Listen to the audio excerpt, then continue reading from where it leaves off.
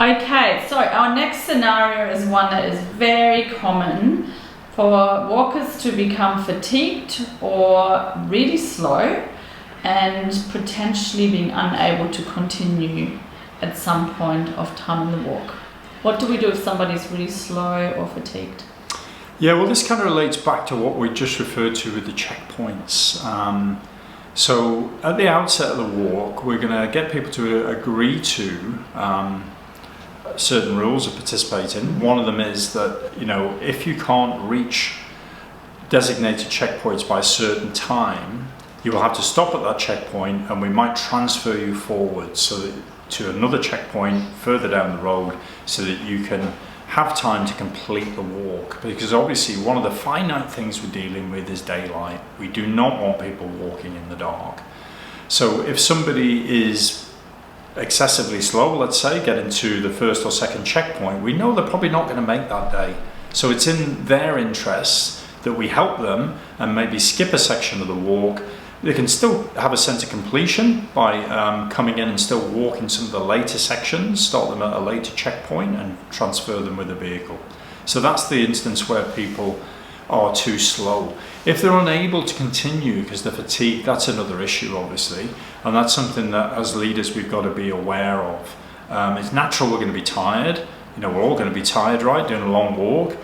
But then when does tiredness become exhaustion? And you really don't want people to get to the point of exhaustion. So if somebody is feeling very tired, take the time to stop with them, get them to ideally sit down, and have a rest, have some snacks, have some lollies, get the sugars into the system, give them a bit of a spike. If there's access at that point to a hot drink, have that, at the very least have some fluids. And a short rest can often give people, enough of a boost in energy to continue the walk. It just lifts them a bit, their energy and the morale. But conversely, if somebody really is genuinely exhausted, it's just not in their or our interest that they continue at that point. They might be so exhausted that it's, you can't get them to walk to the next checkpoint. Usually you can get them to have a rest and just encourage them on to the next checkpoint, and then they can drop out of the walk there and then. They might finish for the day, depending on where we're at, or they might again be transferred to a later checkpoint and they just do a shorter section of the walk once they've had a rest to continue. But it will be a case of checking in with that participant and how they're feeling, and also your own judgment call on that, on whether they should finish for the day or just have a good rest and then continue later in the afternoon. So that's dealing with exhaustion.